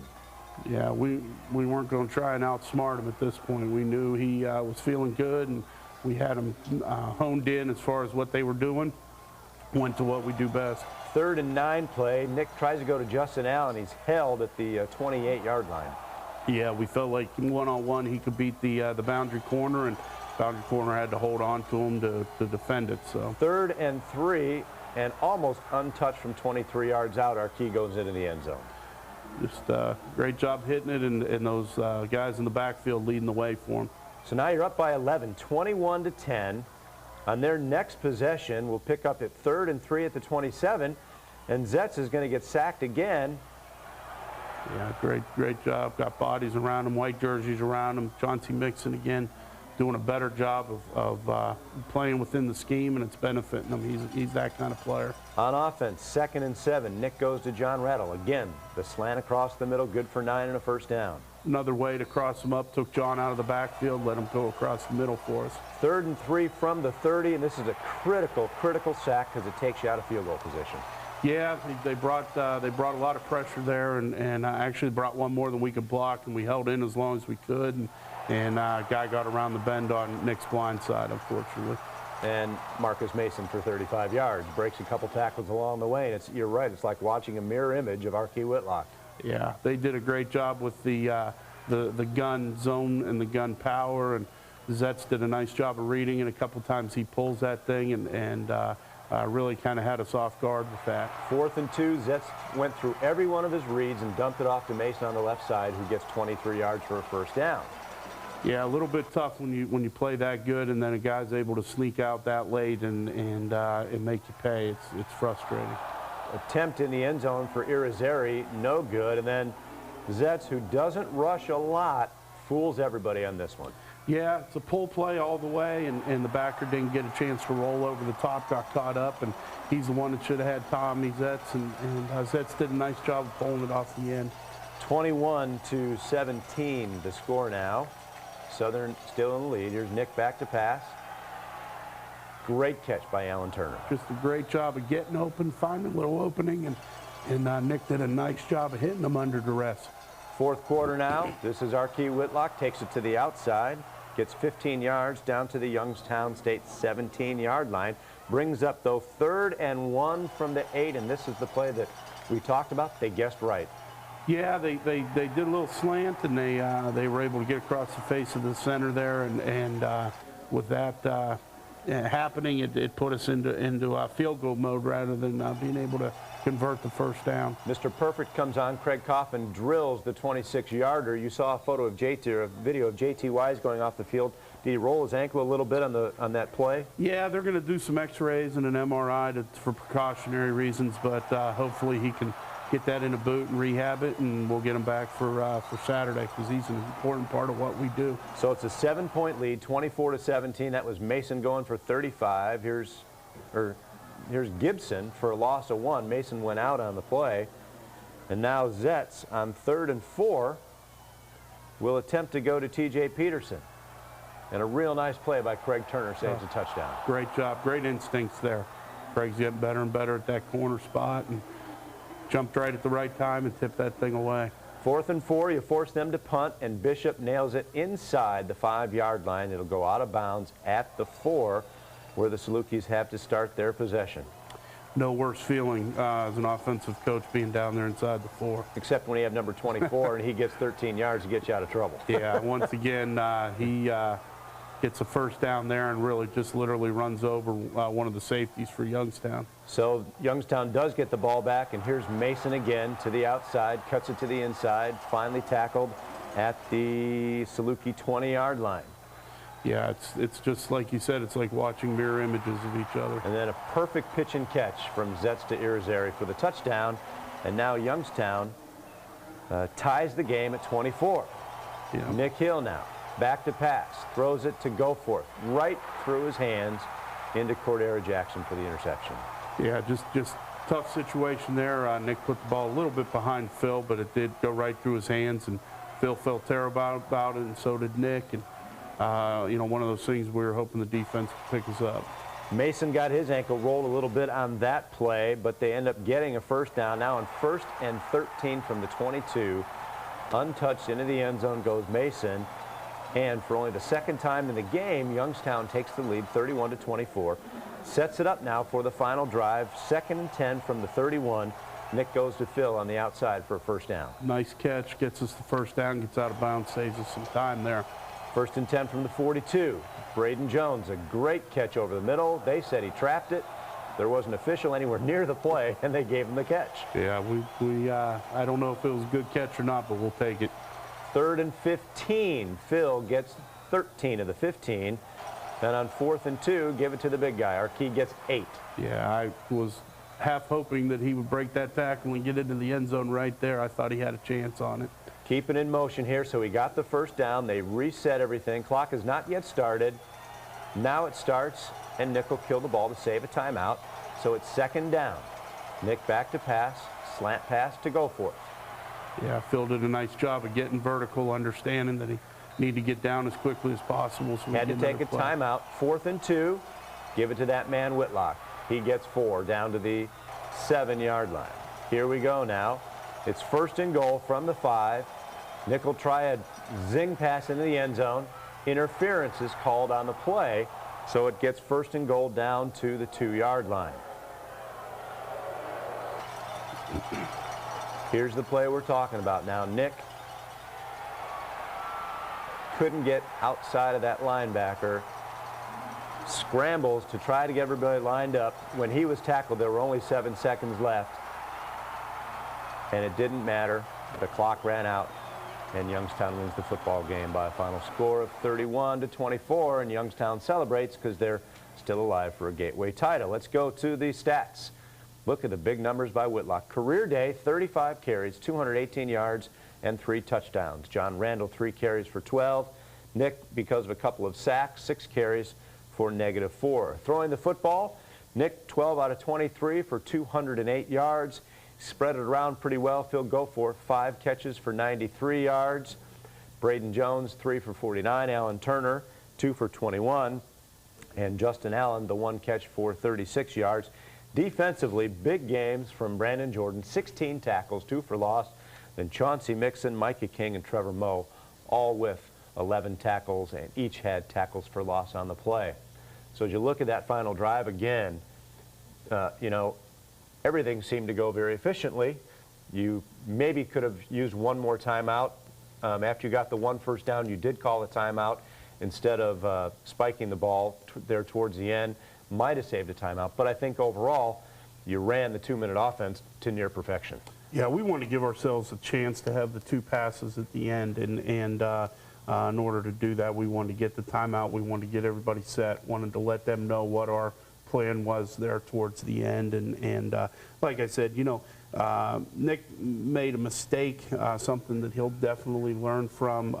I just like the fact that he was trying to go win the football game, and something that he'll never do that again. He'll know, and that's the great thing about a young man like him, is he learns very quickly from those things. And there's nobody in our entire program that faults him. He played his guts out, as I think we did both sides of the football, and just came up short for probably the best team in the conference. Welcome back to the show. The Salukis and Northern Iowa Panthers at McAndrew Stadium Saturday afternoon. A must-win for the Salukis. Preparation all week. Northern Iowa with a great quarterback, Eric Sanders. He's performed miracles the last 2 years against the Salukis. One was a win, one was a loss. And they had a pretty good tailback as well, so pretty balanced offensively. Yeah, I know our defense was pulling their hair out earlier in the week. Do we defend them against the pass and let their real good running back kind of eat us up, or vice versa? And they worked very hard, worked late in the night a couple nights to try and get that balance to try and keep them off guard and try and not let one area or another really affect us. All right, let's go to the highlights from McAndrew Stadium Saturday afternoon. The Panthers and the Salukis, you're right in on the huddle of SIU, and Southern lost the coin toss, so they received the ball first. Northern Iowa deferred, and here's a nice play to Braden Jones. The people in our conference just don't seem to want to defend the tight end, so we take full advantage of it. Nick goes to Phil Goforth on a big third down play. Those were both third down completions that kept drives alive. And Braden, again, wide open on this play, Matt. Yeah, we had been doing some three-back stuff the week before and hadn't thrown the ball out of it, so I think we really caught him off guard throwing the ball with having Aaron Lockwood, one of our guards, in the backfield. I don't think they expected it. 6 plays, 83 yards, 424 to score. This is Sanders, and Johnny Gray and Brandon Bruner get tangled up a little bit, and Johnny makes a nice play. Just a tough situation for Brandon. He slipped a little bit, got turned around, and nice catch by Gray. He did a nice job on it. Corey Lewis is their running back. He's very talented, gets to the outside. I can't believe he got outside of Chauncey. Yeah, he tried to turn it in a little bit too soon, and I think the speed surprised Chauncey a little bit there. And then Lewis takes it in for the touchdown. Back and forth, the game went early on. This tied the game at 7, but this could be the turning point of the whole game. Trevor Moe blocks the extra point and then goes to the house. Great job, not only by Trevor having the wherewithal to pick it up, but several of the guys back in behind not clipping. Brandon Bruner does a great job of just getting enough of that guy, and people were smart about not pushing someone in the back, and gave us an extra 2 points, which we gladly will take. And all of a sudden, instead of it being 7-7, it's 9-6, and that is a huge play. Mentally, emotionally, for a team to have that happen, it takes the wind out of the sails after scoring a touchdown. Especially when Archie does something like this on the return. You can't say enough about the field position we had all game. This is a great job by him. And when you're starting at the 25, 26-yard line, that's an awful short field to put the ball in the end zone. You don't mind when Dre Dokes, a guy that you recruited and didn't get, makes a tackle 50 yards downfield. No, that I have no problem with that. And then Alan Turner, wide open on the pitch and catch. Here it is again. Little play action. Wanted them to, get sucked up and get one-on-one with the corner, and we were able to do that. And Alan took advantage. Great play by Nick to get him the ball. And after only 2 scores, you're up by 10 points. That's the huge difference. That extra point block just looms large the whole game. It forces Northern Iowa to change almost everything they had to do. Yeah, I think we got them early out of a little bit of what they wanted to do offensively, and because of that, they kept getting us the ball. We kept getting the ball back after short series, one way or the other, and it kept us a chance to get in a rhythm and stay in a rhythm offensively. Bruner knocks Lewis out of bounds. Brandon Bruner ended up being the leading tackler in the game. He had a heck of an afternoon. Here's a little out pattern, and Craig just couldn't make the tackle, and in for the touchdown goes Alan Terrell. Yeah, he just kind of got caught between wanting to go play the ball and trying to hold up when he saw he couldn't get it, and got himself out of position there. So after the first quarter, both teams have scored 2 touchdowns, but Southern with the field goal lead because of the blocked extra point. Nick goes to the air, and here's that man, Braden Jones, again. just try to tackle him. Yeah, they call it the 618 connection, and once again, they just have such a hard time trying to find Brandon and all the things we do, or Braden, excuse me, and we did a great job of finding him there. Arkey follows the left side of the line in for the touchdown, and Southern's back up by 10, 23-13 at the 13:39 mark. Northern Iowa back on offense. Lewis again fumbles the football. That's the forced fumble I talked about. Johnny Gray was able to recover it, but you played flawless football, and that was the big difference too. And only 2 penalties in the whole game for only 20 yards. Big difference between this week and last week. We had the two turnovers last week, and it cost us. And Northern Iowa was the one that made the key mistakes as far as the turnover battle went this week. Sanders underthrows Johnny Gray, and Brandon Bruner gets the pick. Here comes Southern on offense. Nick, nice play action fake. Goes to Braden Jones again for a first down. Yeah, that's a play where we just completely sell the run, basically a two-man route, and Braden took advantage of it. And here comes Arkey to end the drive. Ended up being an 11-play, 55-yard drive that put the Salukis up by 17 points, 30-13. A couple guys, Adam Bunning and Rick Burgess, don't get a lot of pub, but they both did a great job of sealing that edge for Arkey. And now the defensive line starts getting some heat on Eric Sanders. Started blitzing them a little bit, and then that opened up some things for the down guys, and there are a lot of maroon in the backfield about this time and continuing on through the rest of the game. That was Jameer Gaynor and Trevor Moe getting a shared sack. This is late now in the first half. Critical time, because if Northern Iowa scores on this possession, they also get the ball to start the second half. So you're able to get 2 huge sacks to knock them out of field goal range, force them to punt towards the end of or they actually went for it on 4th down and forever and did not make it. Yeah, quite possibly. Us and them have the 2 best field goal kickers in the conference, and our defense didn't give them a chance to even bring their guy on the field. Here's the third quarter now. We started off with Corey Lewis going for 20 yards down to the Saluki 30. The drive stalled, and they had to come on and just did get that field goal through. Nathan Rousa from 32 yards to cut the lead to 30-16. But more importantly, they used almost 8 minutes of the clock and only got 3 points. Yeah, it's just a great job by our defense holding up and staying true. And we were a little nervous because it was the same type of thing that happened at Western Kentucky. Long drive to begin the half, but our guys responded very well. Offensively. Most importantly, they got a field goal. You answer with a touchdown. Yeah, that's you get those 2 possessions and go up by 4 more points. That's another thing that really brings a team down. I think that started taking the wind out of Northern Iowa's sails. That was Arkey for 8. Now Arkey will bounce it to the outside, go untouched into the end zone. That's the set with having Aaron Lockwood in the backfield. They had a hard time defending it. That whole drive you used that set, the entire drive, which was unusual. Well, we've never been one that people have said we stay with something, and it was working, and they just have a hard time defending it, and it's a great package for us. Little trick play. Craig got caught cheating up at the line of scrimmage, and they got deep on Craig on that particular play. That was good for 59 yards. We go to the fourth quarter, leading by 21. They don't take much time to get on the board. Yeah, they gave us a little bit of our own medicine. We've traditionally been a team that's run some option down at the goal line, and twice for scores they kind of turned the tables on us. So, and at this point, we had a lot of guys who were playing out of position defensively or hadn't played a lot, so some assignments were a little messed up there, and it cost us. But Northern Iowa couldn't stop your offense all night long. I mentioned just 1 punt late in the football game. You just start giving it to number 24, and he racks up the yards. Well, I have to say I'm gonna give a little shout out for the offensive line. I'm a little biased, but I thought they did a fantastic job protecting Nick, opening holes for Arkey, and I'm very proud of that group of guys. They did a fantastic job. Mr. Perfect came on, ended the drive with a 27-yard field goal. Craig Coffin still perfect on the year.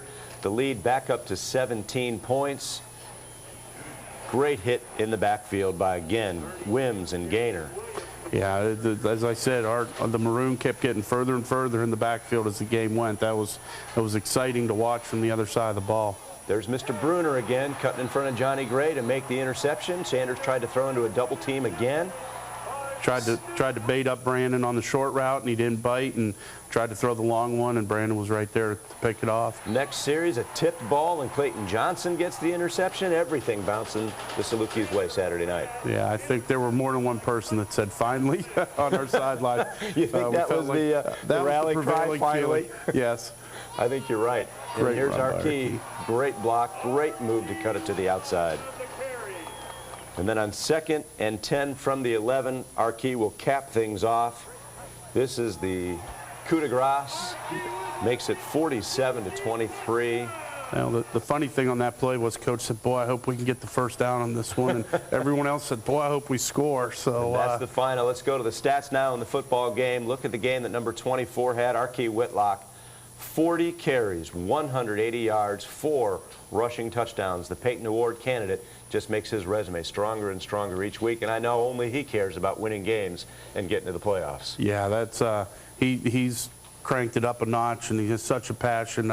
He doesn't want to quit playing. He wants this thing to go as long as he can, and I think the rest of the team's feeding off that right now. Nick had 3 carries for 26 yards. John Randall 4 for 15. Nick through the air, near perfect, 12 out of 15, 172 yards and 2 touchdowns. Spread the ball around. Braden Jones is becoming his favorite receiver. Braden caught 4 for 85 and a touchdown. Rick Burgess, playing in place of J.T. Wise, caught 4 for 24. Phil Goforth had 2 big catches for 36. Alan Turner with the 16-yard touchdown catch for his touchdown. And defensively, we mentioned Brandon Bruner led the way. 8 tackles, 2 interceptions. Trevor had 7 with half a sack. Clayton Johnson 7 with the pick. Jameer Gaynor with 5, and Marlon Heaston with 5 tackles. All in all, a brilliant performance by the Salukis. Locker room had to be very, very pleasant after the football game because it was a complete performance. But I know if you ask Jerry and most of you guys, you're going to say you've still got more. Show, and you took on a team from the Great West Conference. Our conference competition was done. The Great West is a rather new conference in the 1AA situation, and Southern Utah was a team that we didn't know a heck of a lot about, did we? No, we didn't, but we knew they played. Cal Poly's been in the playoffs, Cal Davis, McNeese. Their strength of schedule, they'd played 7 ranked teams. They'd played all those games very close, you know, and when you're not familiar with the team, it's very scary. We were very nervous before the game, but, you know, our kids right now are really playing hard and are really playing fast. And we're playing a lot of kids. You know, we started a true freshman at safety who made some tremendous plays on Saturday, and we've had some injuries, and we haven't really talked about them. We just plug another guy in, and they step up and do the job. So it's really unbelievable, the many guys as we're playing, how well we're executing. It was Southern Utah at McAndrew Stadium. Let's go to the highlights from the ball game, and we start out honoring the 20 seniors who played their last game. There you got to look at Archie Whitlock, Lorenzo Wims. It was a great day for the seniors. No question. They'll remember this one for a long, long time, and they played very well. Archie starts it off right after hugging his mom. He gets it right back up the field and gives us great field position, gets it off to a great start. And isn't it nice the teams can't kick away from Craig Turner because Archie's going to do just as much damage? That is true, and right here we figured they might key on Archie the first play of the game, and we ran the naked boot with Nick, and again got off to a good start. Craig just didn't hit this one. He was kicking into a stiff wind, but he didn't get it really well. We didn't really get a good snap and hold there. I mean, John got it down, but it wasn't, our timing wasn't very good. But our defense came out and got a good stop, a good aggressive play, and you know, just a good effort by the defense overall. That was Jameer Gaynor on the stop. Now here's Archie going for 14 down to the 41-yard line. Great block by Aaron Lockwood on the edge, and our receiver needed to do a little better job. We might have scored there. Again, Archie here just makes a great run, and a special player. In my opinion, best player in the country. That touchdown run of 41 yards broke the SIU all-time all-purpose yards record, one of many he sets on the day. Here again from ground level. And just, you know, he's just got such great vision. His offensive line is playing superb football right now, and again, Southern Illinois right now is watching a very special player. 3 plays, 61 yards on the drive, only took 1:21 off the clock, but you led by a score of 7-0. Then Southern Utah back with the football. Wes Marshall, the quarterback, will keep it and get nothing. A good stop. Our defensive coaches did a great job with their offensive scheme and executed very well. Here we get a good punt return, get the ball, and again, field position is so critical. And we had the ball in the short field early in the game, and it was a difference. And we were actually into the win.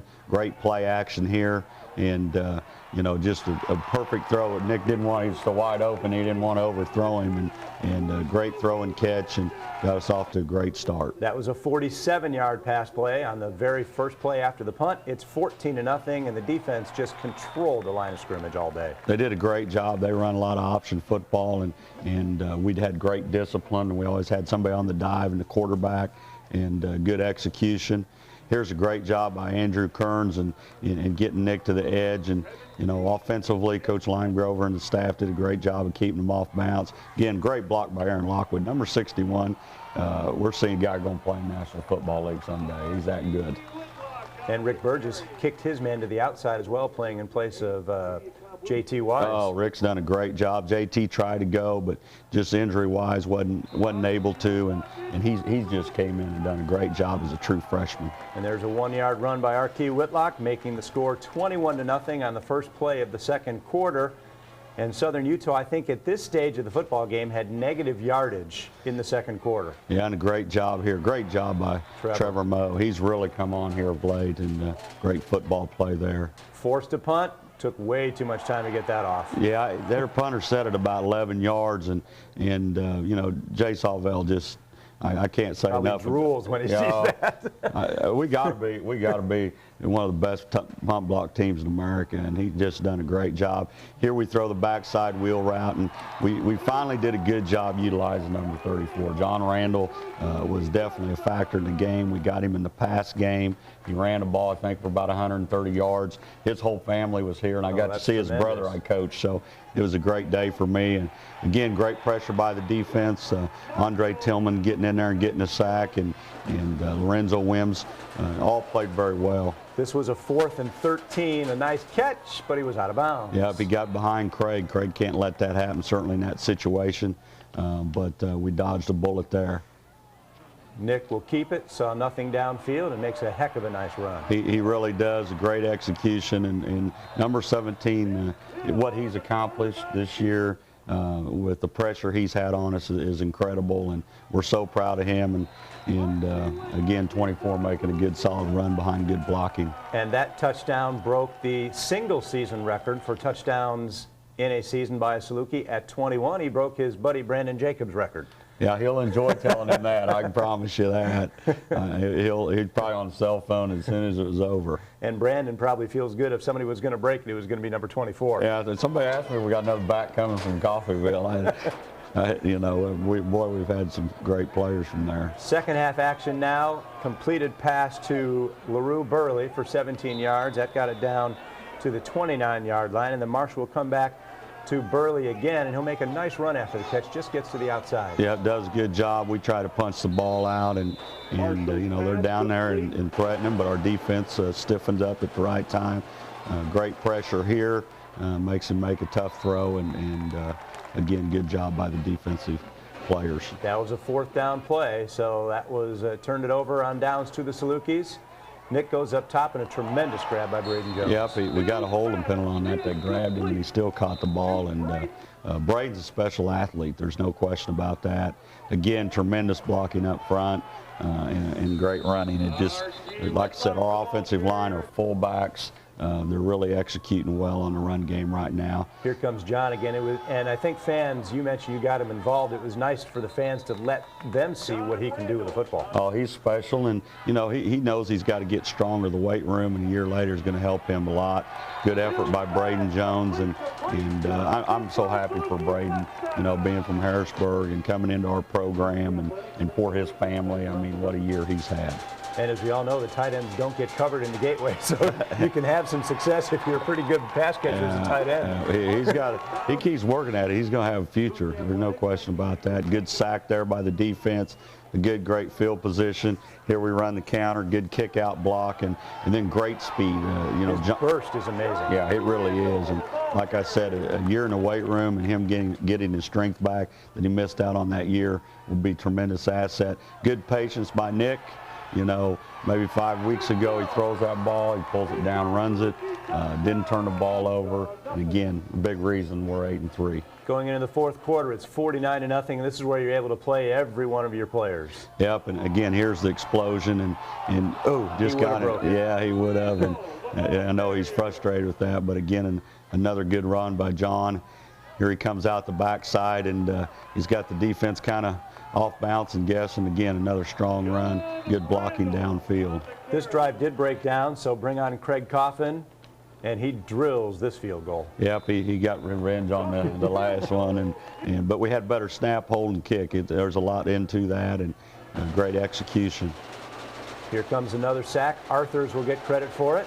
And Chris is another true freshman. I mean, we've got a lot of true freshmen playing, redshirt freshmen, and a big play, and our future's very bright. I wish I could do one of those backflips. If I did that, I'd be in trouble.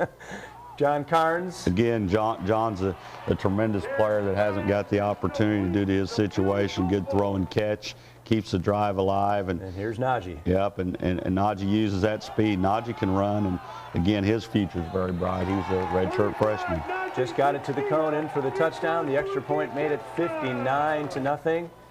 With 2:33 left to go, and the final nail in the coffin came when West Frankfort's Ryan Patton will intercept the football. Yep, and it couldn't happen to a better kid. I mean, another young man is a freshman in our program, and a tremendous student. And I think he's a 4.0 student. He's a lot smarter than us. I know that. And let's check out the stats from the football game. Rushing the football, our key.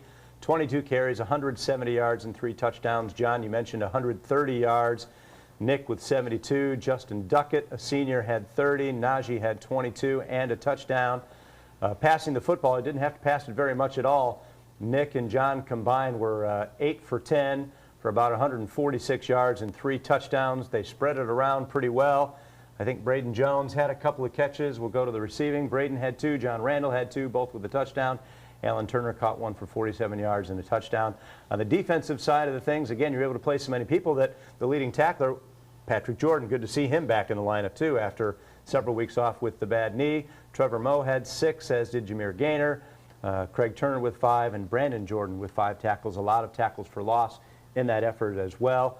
A shutout by the defense. That's a statement maker too. Oh, it's great. And you look at those tackle charts, all those kids are redshirt freshmen or freshmen. You're smiling all the way. Oh, you bet. And I mean, they're still babies, still learning, and they're learning, having success, so that's a good thing. But again, my thanks goes out to our coaching staff and the job that they have done. They've done an excellent job of coaching young people.